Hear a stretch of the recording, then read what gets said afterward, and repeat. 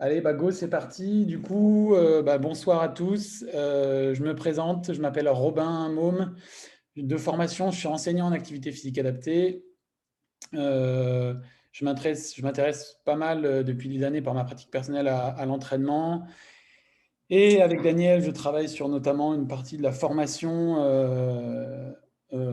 auprès des éducateurs sportifs, enfin auprès des enseignants et éducateurs sportifs à faire de l'évaluation, enfin comment évaluer et améliorer la capacité aérobie des personnes. Et en formation, on s'est aperçu que c'est vrai qu'il y a beaucoup d'APA qui avaient des limites dans ce sujet-là. Donc, j'ai proposé de lancer cette émission qui s'appelle du coup «L'activité physique est une science» et dont c'est le premier épisode. Et ça va porter sur pourquoi évaluer et améliorer la capacité aérobie. C'est voilà, un sujet un peu généraliste pour cette première, mais je pense que c'est bien de poser certaines bases. Et pour ça, du coup, Daniel Mercier est là pour nous répondre.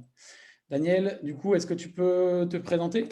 Oui, juste avant, on va essayer de régler un petit problème technique, pardonnez-moi. Je vous reviens on continue, c'est pas comme c'est la première fois qu'on le fait, on a un petit problème technique. Est-ce qu'on voit mon écran, oui ou non? Non, on ne voit pas ton écran. Puis là, il est apparu quelque chose de bizarre. Donc, j'ai l'impression que ce serait mieux que tu partages l'écran parce que le temps que ça s'organise, on fera ça la prochaine fois pour que ce soit moi qui le présente. C'est bon? Ok, il faut que je regarde Parfait. comment En je mets attendant, je vais le... me présenter. Je me présente Daniel Mercier. Pour ceux qui perçoivent un petit accent québécois, c'est normal parce que je le suis. Mais j'habite depuis une vingtaine d'années en France et je suis citoyen français. Il y en a qui me connaissent peut-être pas directement, mais indirectement, parce que je suis co-auteur du test qu'on appelle souvent Luc Léger, dont le nom officiel est le test Navette. Ça faisait partie de mon master en sciences de l'activité physique. Et puis, je me suis spécialisé au départ en entraînement d'athlètes de haut niveau, particulièrement en athlétisme, mais comme conseiller également, euh, conseiller en, conseiller en entraînement pour des athlètes de haut niveau ou pour des entraîneurs de haut niveau. J'ai été impliqué dans l'entraînement de, entre autres, Kevin Mayer, que vous connaissez peut-être, qui est, euh, qui est recordman du monde du décathlon et champion du monde 2017. Et j'espère champion olympique 2021. Ensuite, depuis quelques années, j'ai essayé d'appliquer mes connaissances en évaluation et entraînement pour le domaine de l'activité physique adaptée. Et particulièrement, nos méthodes ont été utilisées au Centre de réadaptation cardiaque Lavarin en collaboration avec médecins et enseignants en activité physique adaptée avec d'excellents résultats sur l'amélioration de la condition physique des patients. Les patients se sont améliorés, ont amélioré 4 fois plus leurs conditions physiques lors des séjours d'un mois par rapport aux méthodes classiques qui avaient été utilisées. Également, une autre chose aussi, c'est on est impliqué dans un projet de recherche sur le projet de recherche Recover qui se déroule en Bretagne pour l'évaluation et l'amélioration de la condition physique des patients, de patients qui ont attrapé le COVID, ce qu'on appelle le COVID long. OK? Donc, on n'a pas encore les résultats, le projet est en cours. Ceci étant dit, parce que moi, je ne sais pas trop, là, j'ai perdu tout le contrôle. Est-ce que tu présentes la diapo? Ouais, je ne présente pas la diapo, mais du coup, je vais te guider. Du coup, ça va être ma première question, comme le temps passe vite. C'était, est-ce que tu peux déjà nous faire un petit état des lieux? Qu'est-ce que la capacité aérobie? Et du coup, directement, qu'est-ce que sont que ces fameux METs? Je vais partager l'écran en même temps que je parle. Euh, Ça va être bon. Moi, je ne vois rien, mais je suppose que tu présentes la diapo sur la première diapo.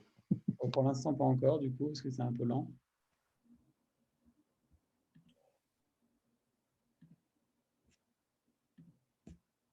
Bon, visiblement, j'ai le même problème que toi, je pense. Je peux le faire sans, mais c'est plus intéressant avec, Ok, avec, normalement, je pense qu'on le voit là. ça, je ne sais pas. Ouais, OK, c'est bon. c'est bon. Vous pouvez me confirmer peut-être dans le chat si tout le monde voit bien, pour que je sois bien sûr. Oui. Donc, en attendant, je vais commencer de toute façon. Yes, tout est bon. C'est bon? Ouais, c'est bon, tu peux y aller. Donc, comment on mesure la capacité aérobie? Ben, c'est avec la mesure qui est la plus utilisée, ben, c'est le MET, Metabolic Equivalent Task. Et au repos, on est à 1 mètre, c'est la consommation d'oxygène de repos. Et ça correspond, pour vous donner une idée, pour un homme de 70 kg, ça correspond à peu près à 1 kilocalorie par minute. On peut le mesurer aussi, et on s'est beaucoup utilisé. La HAS, entre autres, a donné des équivalents pour certaines activités physiques en termes de mètres. C'est par exemple, telle activité coûte tant. Donc, l'activité physique aussi peut se mesurer en mètres. Par exemple, marcher à 4 km/h sur le plat coûte environ 4 mètres. Environ. Hein. Ce n'est pas parfait, mais c'est environ ça. Puis ce qui est intéressant aussi, qui est le plus intéressant pour la santé, on le verra un peu plus tard, c'est le max, la capacité aérobie maximale, ou VO2 max, c'est notre principal moteur, et la capacité aérobie maximale peut s'évaluer en mètres. Et un mètre, pour ceux qui aiment bien les chiffres, ben, c'est 3,5 millilitres d'oxygène par minute par kilo. Et la capacité aérobie des êtres humains sur Terre varie de 1, parce que si on est en bas de 1, ce n'est pas suffisant. Si on a une VO2 max, une capacité aérobie maximale de 1, ça veut dire qu'on a juste la limite pour pouvoir survivre et on ne peut pas bouger. Et 27 mètres, ben, c'est les meilleurs du monde. OK. Bon, ça m'a l'air assez clair. Est-ce que tu aurais des exemples en moyenne d'une personne en fonction de ses limitations, de ce que ça peut valoir? Est-ce que c'est ta diapo d'après?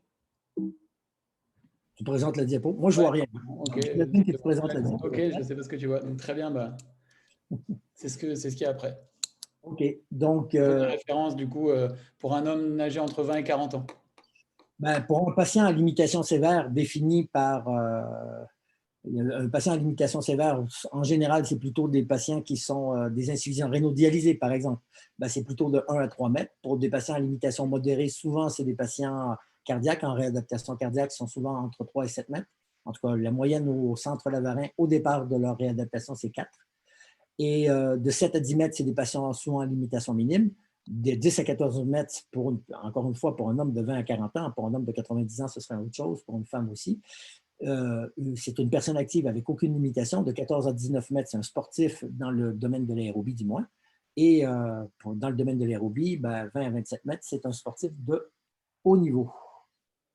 OK. Et du coup, mon autre question, ce serait, là, tu as parlé de capacité aérobie maximale pour un profil type et du coup de voir les limitations qui en fonction.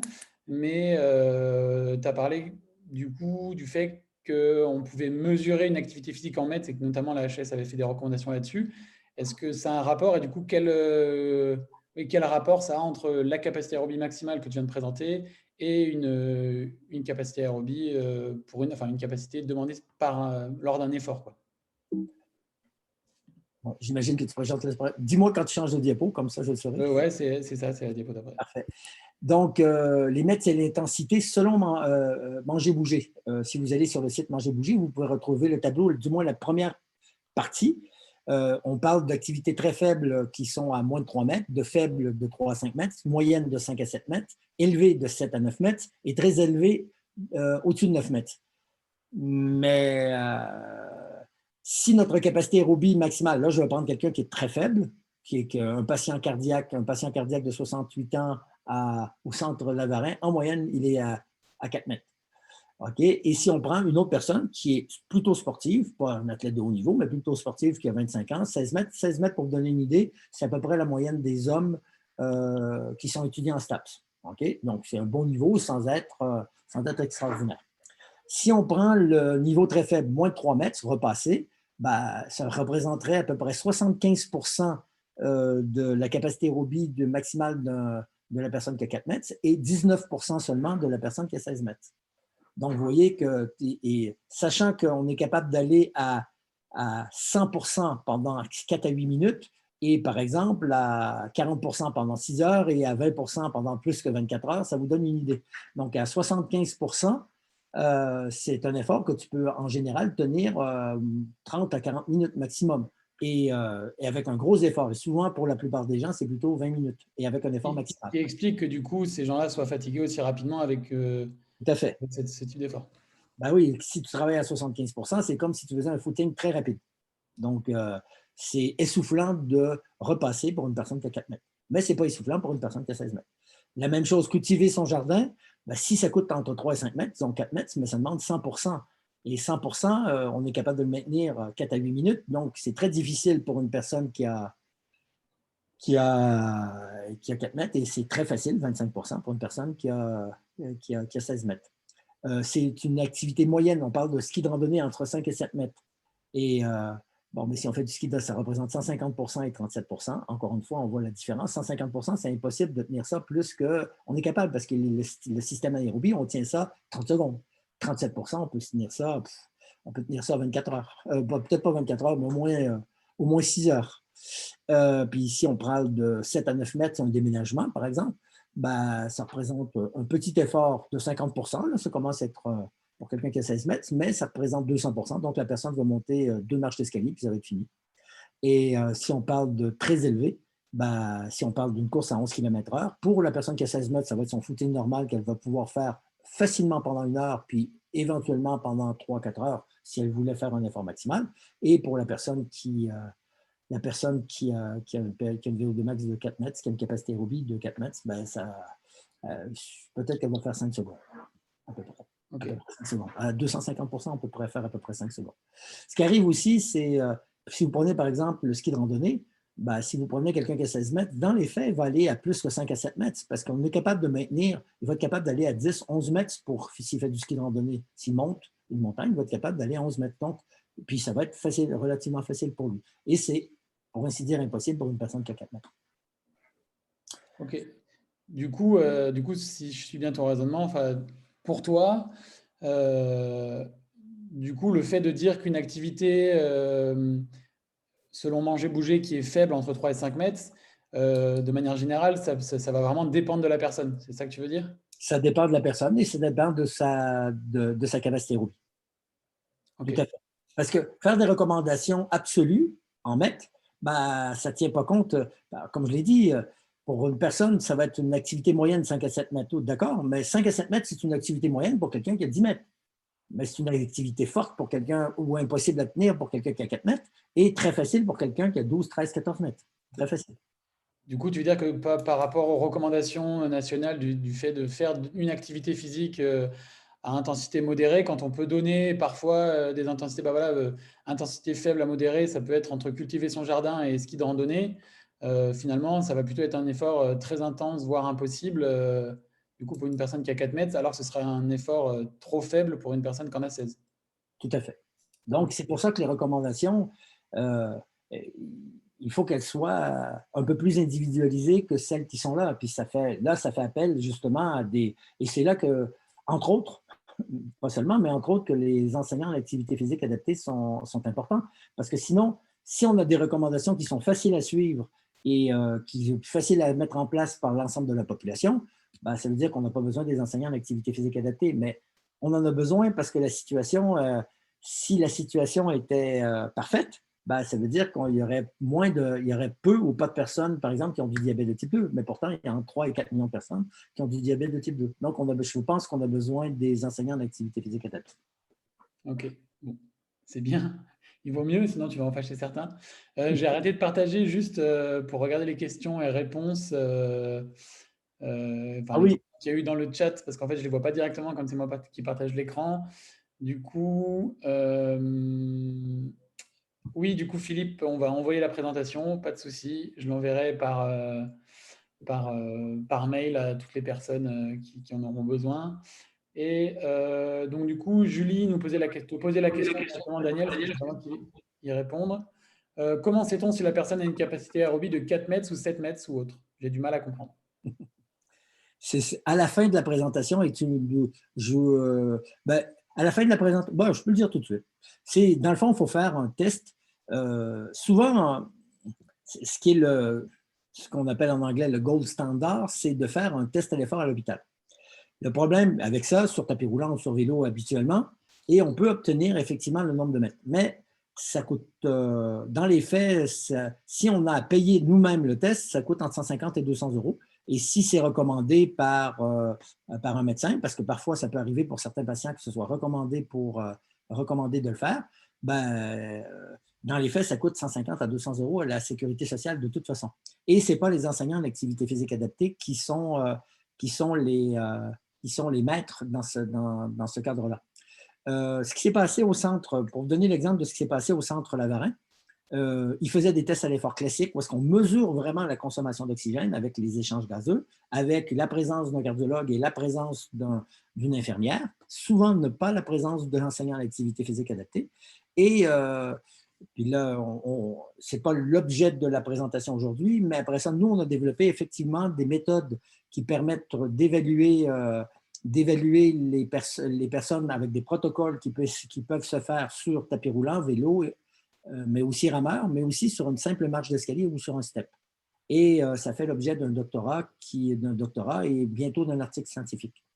Et donc, on peut évaluer la capacité aérobie en mètres sur un simple step avec notre application, mais ça, avec l'application EvalDM. Mais si ça vous intéresse, après ça, ce n'était pas l'objet de la présentation aujourd'hui, mais Robin vous enverra toute l'information à ce sujet-là.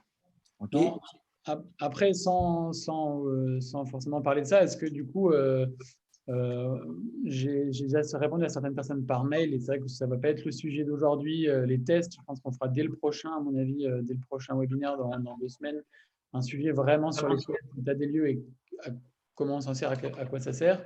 Mais du coup, juste, est-ce qu'il y a des indicateurs un peu de terrain pour juger un petit peu à l'œil? Est-ce qu'on peut avoir des indicateurs pas forcément précis, justement, mais est-ce que tu aurais un conseil? Sans être tout à fait juste, mais encore une fois, en gros, 1 km/h sur le plat en marchant ou en courant équivaut à peu près à 1 mètre. Donc, si la personne est capable, c'est peut-être pas la meilleure façon de le faire, mais si la personne, le test de 6 minutes, même s'il y a des limites, hein, parce que le test de 6 minutes, le TDM6 a des limites, ça vous donne une idée, ça peut vous donner une idée. Mais ce n'est pas toujours facile de marcher 6 minutes pour quelqu'un qui n'est pas en bonne santé. Mais la distance que la personne marche en 6 minutes vous donne à peu près, c'est pas tout à fait ça, ça donne un petit peu plus dans les faits, mais si la personne arrive à marcher 500 mètres en 6 minutes, ben, elle a à peu près 500 mètres en 6 minutes, ça fait du 5 km/h, elle a à peu près 5 mètres, à peu près. Okay? Donc ça peut vous donner une indication, mais des fois, ce n'est pas une bonne idée de faire des efforts maximaux pour des personnes. D'ailleurs, nos applications permettent de faire des efforts sous-maximaux pour éviter des problèmes. Et aussi, comme c'est utilisé par des enseignants en activité physique adaptée souvent, ben, on peut faire des tests sous-maximaux et on estime le maximal que pour éviter de tuer la personne. Parce que c'est déjà arrivé sur des tests à l'effort, même en présence de médecins. Donc, je ne veux pas passer plus de temps là-dessus parce que ça fait l'objet d'un autre webinaire. Mais si vous avez des questions supplémentaires… Il y en a d'autres et du coup, j'espère qu'on aura le temps à la fin d'y répondre. Mais si jamais on ne les a pas, je les noterai bien et puis on essaiera de répondre soit par mail s'il y a des questions vraiment précises, soit au prochain webinaire. Là, tu as une prochaine question parce que là, si on veut enchaîner un petit peu… Oui, c'est pour ça, je ne vais pas les enchaîner tout de suite. Non, mais la prochaine diapo, tu as la prochaine diapo. La prochaine diapo, du coup, ouais, c'était… Est-ce que du coup, par rapport… il y a des études par rapport aux METS, la santé. Qu'est-ce qui, aujourd'hui, dans la littérature scientifique, qu'est-ce qu'on nous dit quoi, sur voilà, la mesure des METS, la capacité aérobie maximale et la santé? Parfait. Il y a un article très intéressant qui est écrit par l'American Heart Association qui dit qu'en gros, que les METS, la cardio-respiratory fitness, qui est la capacité aérobie maximale, c'est la même chose. Et c'est directement relié à… Ça démontre eux, ils disent reflection, mais en anglais, c'est comment on peut traduire ça là? Le reflet. Un reflet, pardonnez-moi. Un reflet de la santé totale du corps. Okay? Et cet article-là, si vous le retrouvez, ben, de toute façon, je vous ai donné la référence. C'est très intéressant et c'était publié en novembre 2016. Il dit, en gros, si on résume, il faut évaluer la capacité aérobie, il faut évaluer les METS, il faut l'entraîner pour que les personnes soient en bonne santé. Si je continue sur la santé avec la prochaine diapo, il y a une diapo très intéressante. J'imagine que tu es à la prochaine diapo où est-ce qu'on voit le graphique. Il y a une relation très intéressante qui entre le risque relatif de décès et les METS. Si vous voyez, par exemple, quelqu'un qui est à moins de 6 mètres, a un risque de décès de 5, tandis que quelqu'un qui est à 13 mètres, c'est un risque de décès de 1,5 à peu près. Et ce qui est très intéressant, c'est que vous voyez, ça descend de façon drastique jusqu'à 8 mètres, puis après ça continue à descendre le risque, mais ça descend un petit peu moins rapidement. Donc, il semble y avoir un effet de la capacité aérobie sur le risque, sur la diminution du risque de décès. Si on prend la prochaine diapo également, il y a un article très intéressant qui a été écrit de mémoire en 2006 par Kodama. C'était sur une méta-analyse sur 100 000 sujets qui démontrait qu'un mètre de plus était associé à 13% de moins de mortalité et 15% de moins de risque de maladies cardiovasculaires et d'AVC. Okay? Donc, ça semble être très intéressant de ce côté-là. Et si on prend puis il y a une étude suédoise qui a été faite, qui a suivi des personnes de l'âge de 46 ans, si je me rappelle bien, jusqu'à l'âge de 99 ans, et qui démontrait que c'était le meilleur indicateur d'espérance de vie. Ceux qui avaient plus de mètres au départ, une plus meilleure capacité aérobie, vivaient plus longtemps. Puis peut-être ce qui a... utilise toujours la notion de METS, mais du coup, c'est la même chose que la VO2 max, pour que ce soit clair pour tout le monde. Tout à fait. Lorsque je parle de METS dans ce contexte-là, je parle de VO2 max, je parle de capacité aérobie maximale, c'est l'équivalent. On parle de METS maximum. Parce que dans les faits, effectivement, c'est une bonne précision parce que les mètres, 1 mètre au repos, pour tout le monde, 4 km/h, ça représente, en marchant sur le plat, ça représente à peu près 4 mètres. Et puis, on a tous un maximum qui dépend de notre âge, de notre sexe, de notre hérédité, de notre mode de vie, de notre entraînement, entre guillemets, qui nous permet d'avoir une meilleure condition physique aérobie. OK. Est-ce que tu es toujours sur la diapo des mètres? Cette diapo, je la trouve super intéressante par rapport on parlait des recommandations tout à l'heure. Les recommandations sont uniquement quantitatives. Et attention, plus on fait d'activité physique, il y a une étude qui est très intéressante sur 100, je ne me rappelle plus quoi, peut-être 1 million de sujets année. Quand on dit 1 million de sujets année, ça veut dire qu'ils ont suivi des personnes des fois pendant 5 ans, ça compte pour 5, puis des fois pendant 15 ans, ça compte pour 15. Donc, en gros, ils ont suivi 100 000 personnes pendant 10 ans en moyenne et ils ont regardé quelle était la relation entre le volume élevé, donc la quantité d'activité physique, et également la capacité aérobie. C'est le graphique que vous voyez là. Et on s'aperçoit qu'en gros, lorsqu'on passe des personnes, parce que si vous voyez le 0, ça c'est les personnes les moins actives, et si vous voyez le 100, ça c'est les personnes les plus actives, il y a une diminution effective du risque relatif d'avoir dans ce cas-ci, c'était une maladie cardiovasculaire. Il y a une diminution du risque.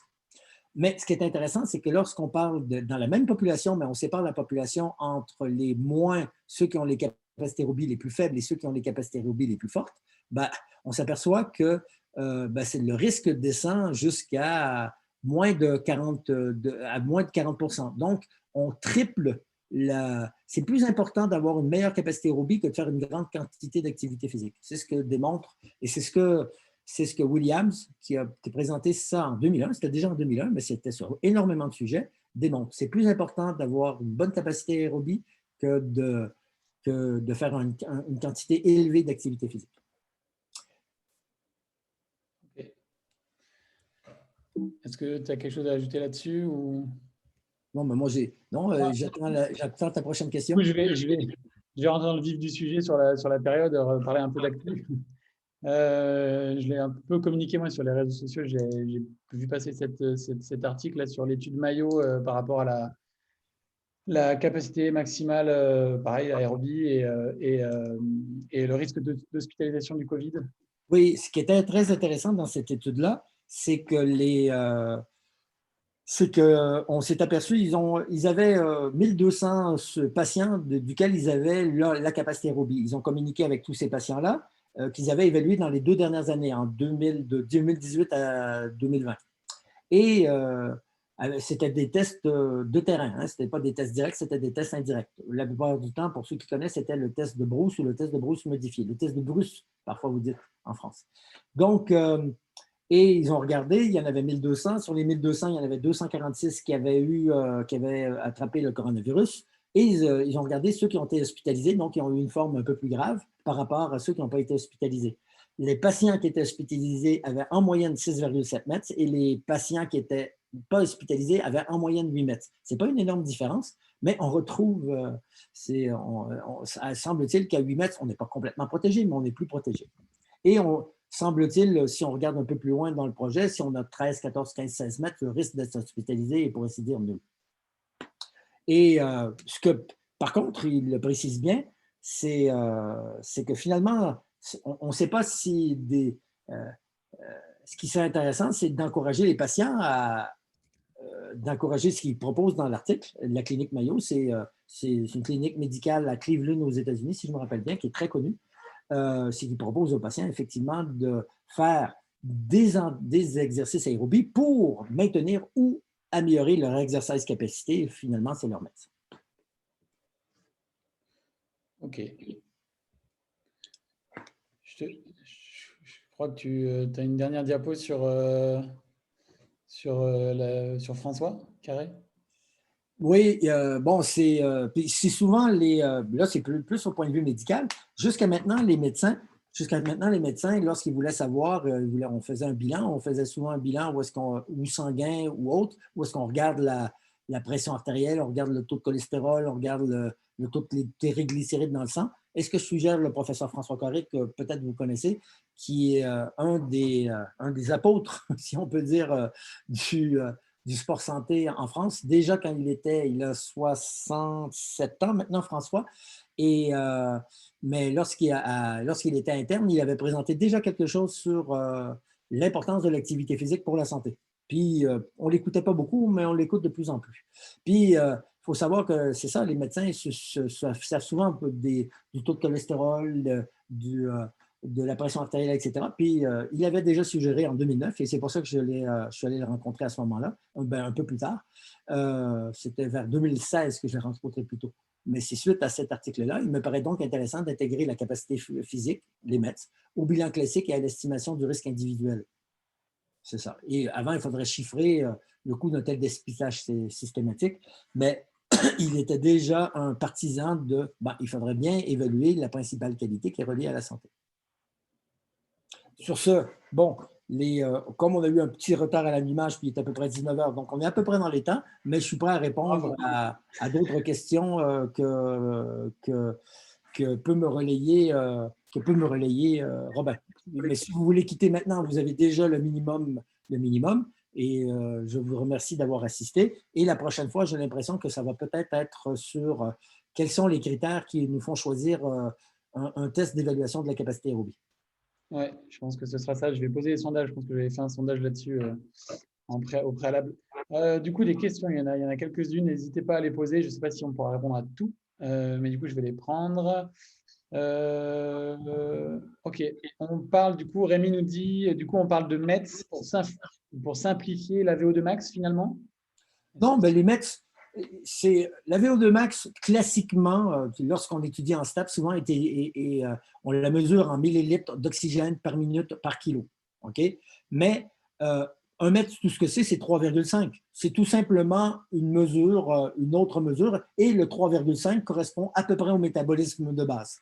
Et chez les médecins, chez les cardiologues, c'est ce qui est utilisé, le METS. Ils utilisent plutôt le METS plutôt que d'autres choses. Et personnellement, je trouve, même si moi j'étais élevé au millilitre, lorsque j'étais jeune beau et avec des cheveux, j'avais une VO2 max de 76,8 millilitres d'oxygène par minute par kilo, évalué par Luc Léger, et ce qui fait environ 22 mètres. Mais moi, j'étais élevé au millilitre, mais je trouve que c'est plus facile à expliquer à un patient, entre autres, à une personne qui connaît peu le sujet. On peut lui expliquer, au repos, c'est 1 mètre, et votre maximum, c'est par exemple 7 mètres. Donc, ça veut dire que vous êtes capable d'augmenter 7 fois votre métabolisme de base. C'est plus facile que d'expliquer que votre VO2 max, que la VO2 au repos est 3,5 millilitres d'oxygène par minute par kilo, et que votre 7 fois 3,5, ça fait 24,5, et que votre VO2 max est de 24,5 millilitres d'oxygène par minute par kilo. C'est pas simple.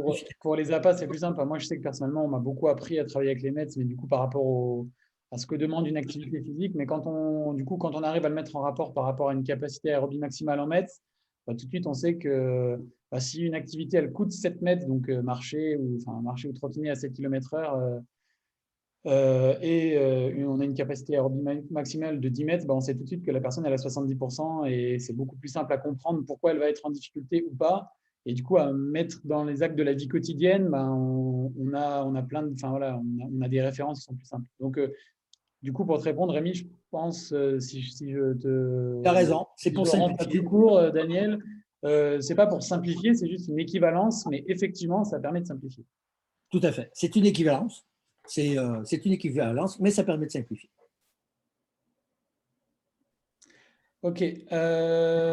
Ensuite, quelles sont les recommandations en mètres minutes par semaine? Ah, mètres minutes par semaine, ça, c'est autre chose encore. C'est parce que bon, je répète, 1 mètre au repos pour tous ou à peu près. Dans les faits, si on en reparle une prochaine fois, ce n'est pas tout à fait vrai, mais c'est à peu près vrai. 4 km/h lorsqu'on marche sur le plat, tout le monde est à 4 mètres. Et tout le monde a une capacité aérobie maximale. Lorsqu'on parle de mètres minutes ou de mètres heure, c'est une quantité d'énergie. C'est-à-dire si… Oh, participer. Je ne sais pas ce qui s'est passé. On t'entend toujours, j'en ai entendu un bruit bizarre, mais t'es Ah, toujours là. bon, je ne sais pas ce qui s'est passé, j'ai entendu un bruit bizarre. Bon, je continue. Donc, lorsqu'on parle de mètres minutes ou de mètres heure, c'est une quantité d'activité physique, ce n'est pas une intensité. Lorsqu'on parle de mètres minutes, si on va à 1 mètre, je vais simplifier parce qu'aller à 1 mètre pendant une minute, c'est rien faire. Hein. Mais si on va à 5 mètres pendant une minute, ça veut dire 5 mètres minutes, c'est une quantité. OK? Donc, le nombre de mètres minutes, c'est une quantité, ça revient à la même chose ou à peu près la même chose que la quantification en minutes ou etc., mais ça donne une quantité qui est un peu plus juste. On pourrait mettre des kilocalories, ce sera la même chose. Ou des kilocalories par minute, c'est la même chose. Mais ça risque de ne pas être tout à fait compris, mais ça peut faire l'objet, tu peux noter la quantité d'activité physique, comment quantifier la quantité d'activité physique. Mais mètre minute, ce n'est pas une quantité, ce n'est pas c'est pas une mesure de l'intensité comme les mètres, tout simplement, c'est une mesure de quantité. Ok.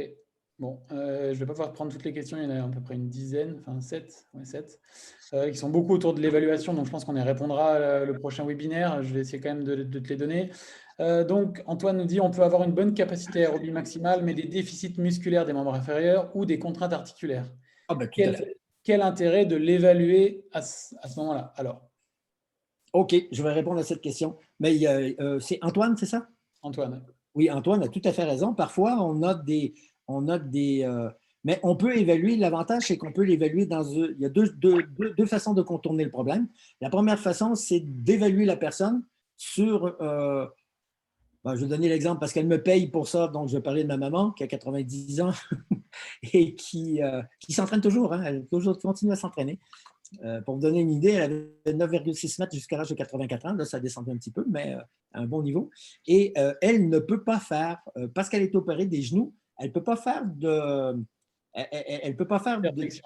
d'hyperflexion. Donc, elle ne peut pas faire du vélo. Donc, elle fait sur tapis roulant et ça lui fait pas mal. Donc, on peut prendre une activité, si c'est possible, une activité qui ne limite pas, qui n'est pas limitée par les douleurs articulaires. Si ce n'est pas possible, la plupart du temps, c'est possible, on arrive à trouver une activité. Si, par exemple, le problème, on peut toujours prendre le vélo à bras, par exemple. Donc, dans la plupart des cas, on peut trouver quelque chose.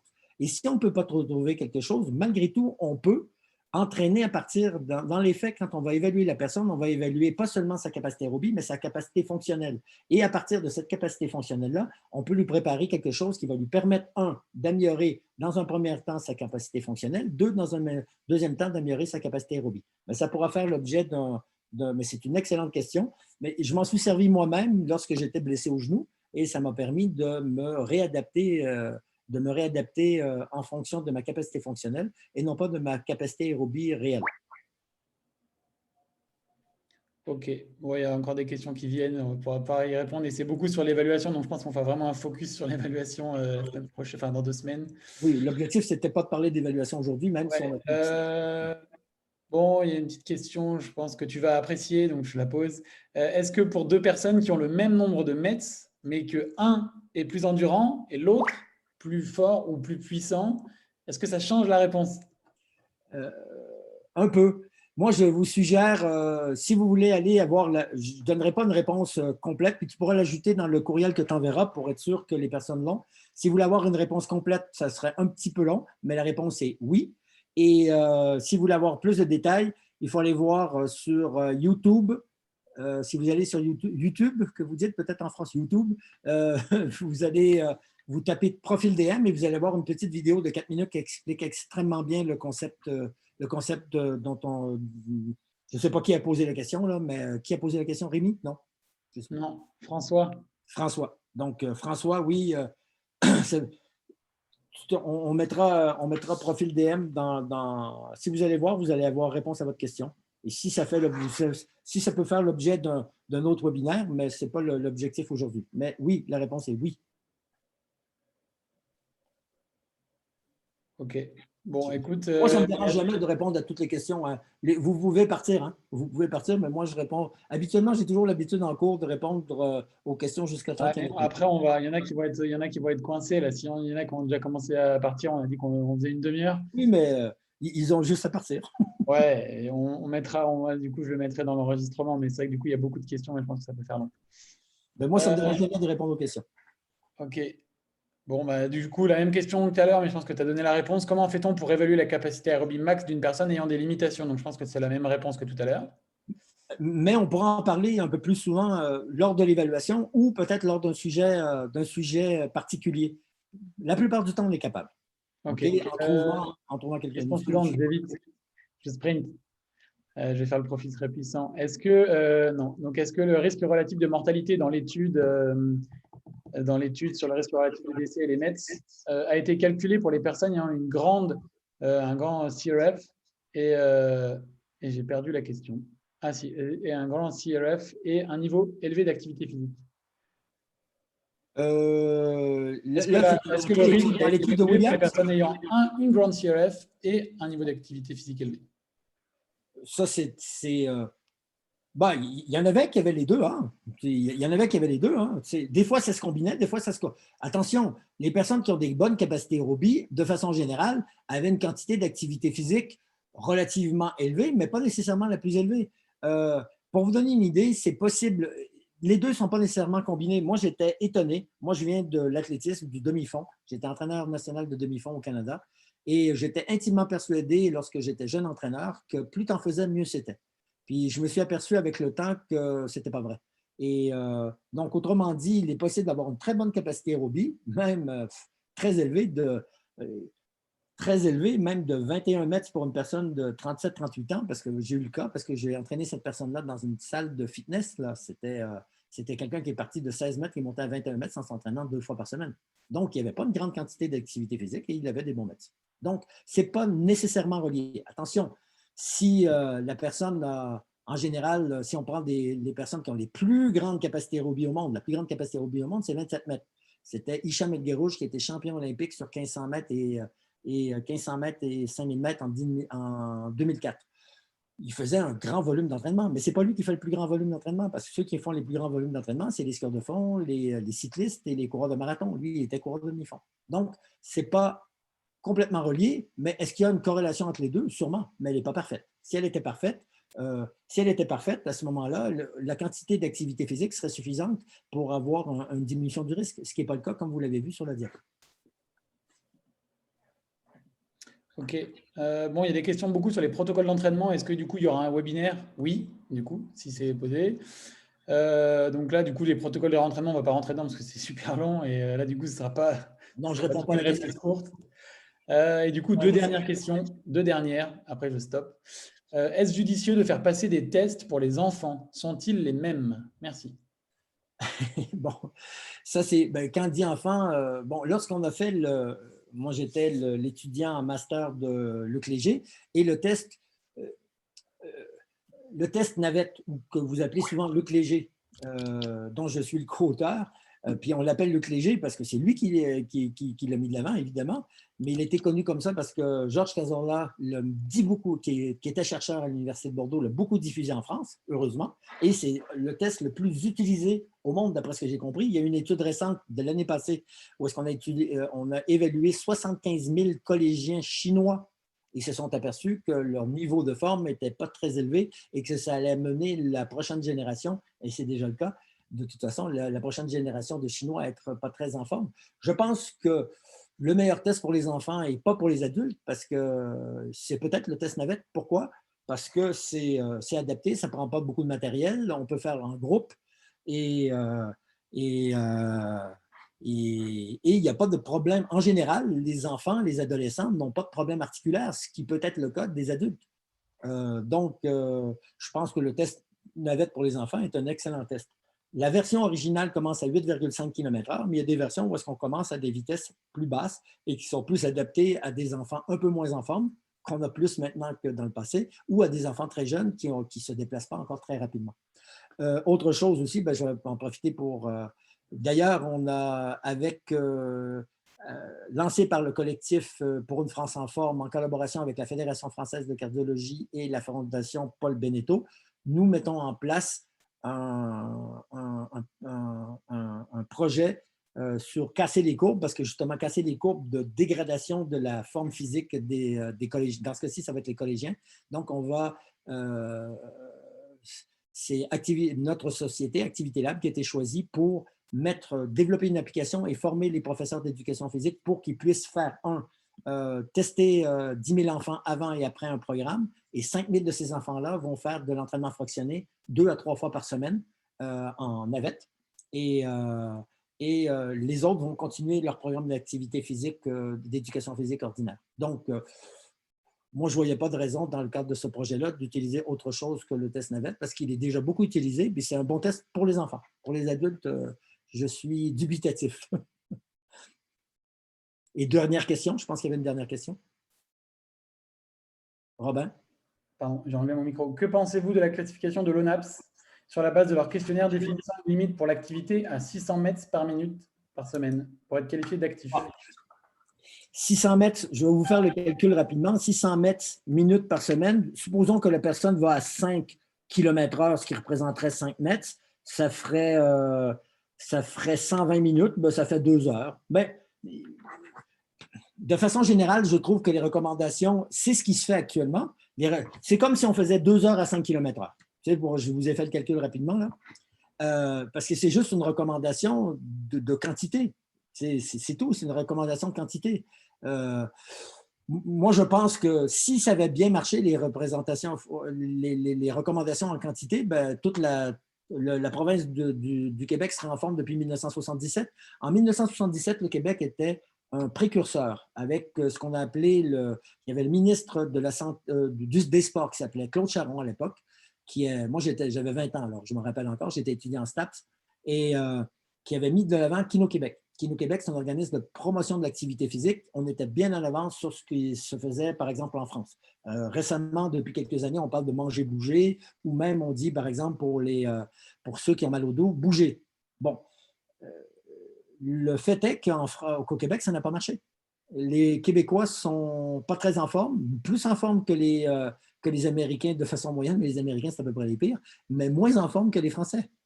Et je ne pense pas que des recommandations uniquement soient suffisantes parce que c'est juste, il manque quelque chose, il manque une intervention des kinésiologues au Québec parce que l'équivalent des enseignants d'activité physique adaptée en France, c'est les kinésiologues au Québec, et savoir où est-ce que les personnes en sont, c'est-à-dire puis vraiment les encadrer pour qu'ils puissent, entre autres, peut-être pas seulement, mais entre autres, améliorer leurs conditions physiques aérobie.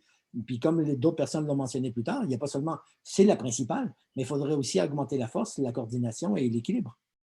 Donc, des recommandations quantitatives uniquement ont démontré pour le moment leurs limites. Puis, j'en parlerai à Martine Duclos, qui est le responsable scientifique que je connais bien, le responsable scientifique de l'ONAPS. Bon, moi, je ne suis pas contre. C'est mieux, attention, il vaut mieux faire, de recommander de faire de l'activité physique que de ne pas recommander, tout à fait. Mais où est le rôle de l'enseignant en activité physique adaptée dans ça? Si ça fonctionne, puis si ça fonctionne bien, tant mieux. Mais la plupart du temps, ça ne fonctionne pas si bien que ça. Puis, moi, j'ai été confronté, parce qu'on dit à des personnes de marcher une demi-heure par jour pour tout le monde. Oui, mais les personnes qui ont 3-4 mètres sont incapables de marcher pendant 30 minutes. Moi, je ne le croyais pas. Mais ils ont des limitations. Parfois, certaines de ces personnes-là ont des limitations physiques qui les empêchent de genoux, faut comprendre, c'est que si tu veux marcher dehors et en ville, est-ce que vous savez que la plupart des gens marchent entre 3-4 km/h et jusqu'à 5-6 km/h pour la plupart des gens. Mais si vous avez 2 à 3 mètres et les patients qui sont insuffisants rénaux dialysés ont ce niveau-là, ils peuvent marcher à 1 km/h. Donc, ils n'iront pas marcher dans la rue. Et de toute façon, en plus, ils ne sont pas très endurants, ils ne sont pas capables de marcher. Moi, je connais quelqu'un très bien qui était à 4 mètres, c'est jusqu'à 5-6 mètres, c'était incapable de marcher plus que 18 minutes. Elle me disait, je ne suis pas capable, c'est ma limite. Donc, marcher une demi-heure par jour, pour certains, ce n'est pas assez, et pour d'autres, c'est trop. Donc, il faut que les recommandations en termes quantitatifs et qualitatifs soient adaptées à chaque personne. Et c'est là qu'on a besoin d'outils d'évaluation et de prescription, et c'est là qu'on a besoin surtout, parce que je ne pense pas que ça va se faire sans professionnels de l'activité physique, dont, puis le principal, c'est l'enseignant d'activité physique adaptée. Il y en a d'autres aussi, mais c'est le principal. Et c'est comme, même pour les médecins se plaignent que lorsqu'on prescrit des médicaments qui sont nécessaires à une personne, que la personne, puis c'est facile de prendre un médicament par rapport à faire de l'activité physique, ben, s'il n'y a pas de suivi d'eux-mêmes ou d'une infirmière, ils ont de la difficulté à suivre leur prescription. Alors imaginez pour de l'activité physique, si on n'a pas d'outils et d'êtres humains derrière, ben, ça ne marchera pas pour la plupart des gens. Bon, parfait. C'est là-dessus qu'on va se quitter, Daniel. Parfait. Parfait, il n'y a plus de questions. Bon, merci à tous d'être venus. Il y en a encore quand même une cinquantaine de personnes qui sont présentes, donc c'est top. Je vous tiendrai informé. On refera du coup, je renverrai le replay. Il sera sur notre chaîne YouTube et je vous annoncerai du coup le prochain webinaire qui sera forcément sur l'évaluation parce que je n'ai même pas besoin de poser le sondage. De toute manière, il y a du monde qui est parti, mais je pense que c'est l'intérêt principal. Et du coup, pour ne pas le louper, allez sur le groupe MedSub Pro, l'Académie. Je l'enverrai aussi le lien pour pas que je pollue le groupe à pas. Et voilà, j'essaierai de mettre un max d'infos pour que vous ne manquiez pas les prochaines. Voilà. Merci à tous. Merci à tous.